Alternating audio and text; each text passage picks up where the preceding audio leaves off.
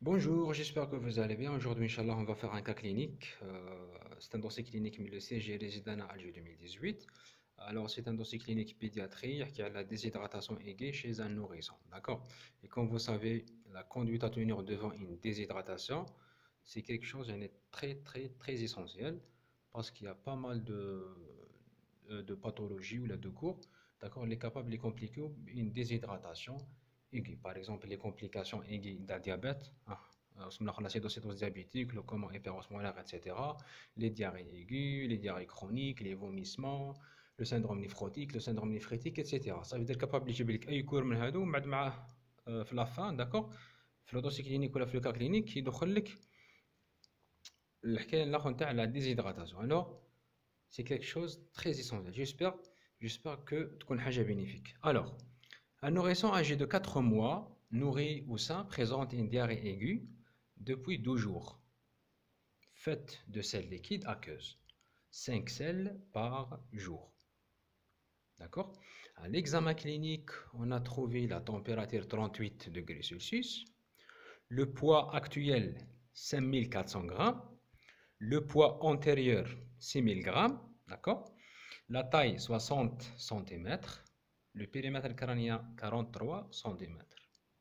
Il y a la notion de rhinopharyngite et de rhinorrhée claire. La fontanelle antérieure elle est déprimée, les yeux excavés et le péricutané est net. Il y a aussi la notion de marbure des extrémités, un méiosis serré et le temps de recoloration cutanée à 5 secondes. Alors, هذا هو le texte du cas. Très bien.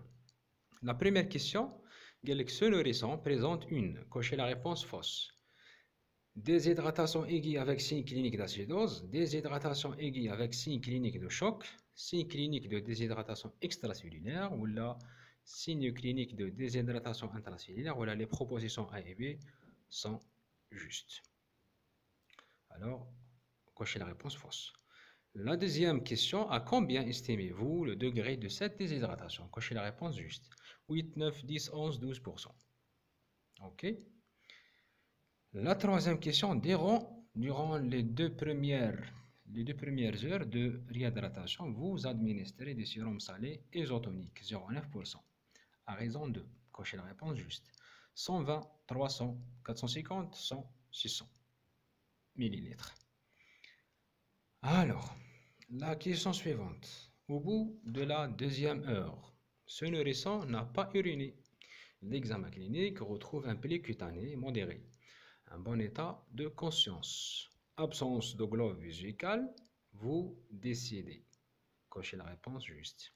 De passer à la deuxième phase de réhydratation, de rajouter 60 cc de sérum salé isotonique à 0,9%, ou là tu fais un sondage vésical, ou là tu prescris un Lasix, furosemide, ou là de rajouter 120 cc de sérum salé isotonique.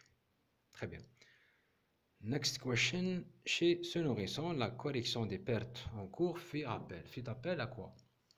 À 150 cc de sérum salé isotonique, 150 cc de soluté de réhydratation, 150 cc de sérum glycosé à 5%, ou la sérum bicarbonaté je crois à 14% normalement, je 1,4. L'essentiel, ou la sérum glycosé 10%. D'accord? La question suivante, l'étiologie de cette diarrhée est, cochez la réponse juste. Virale, parasitaire, bactérienne type Shigellose ou la bactérienne type Salmonellose ou la erreur diététique. La question suivante, chez ce nourrisson, le traitement de la diarrhée est, cochez la réponse juste. Le sulfaméthoxazole, l'amoxicilline, cefixime, métronidazole ou la sels de réhydratation orale. Et la question suivante, la ration de base est de, cochez la réponse juste. 600 cc de soluté de réhydratation, 600 cc plus 12% de majoration, 600 cc plus 24 de majoration, ou la moins 12 ou la moins 24. Et La question, les badhagel, que préconisez-vous chez ce nourrisson? Cochez la réponse juste. Arrêt de l'allaitement maternel, arrêt de l'allaitement maternel et substitution par un lait antidiarrhéique, ou l'arrêt de l'allaitement maternel et donner un antisécrétoire digestif, ou l'arrêt de l'allaitement maternel et donner un lait sans protéines de lait de vache, ou poursuivre l'allaitement maternel. Et la dernière question, l'indication des selles de réhydratation par voie orale sans recours à la réhydratation parentérale. Cochez la réponse juste.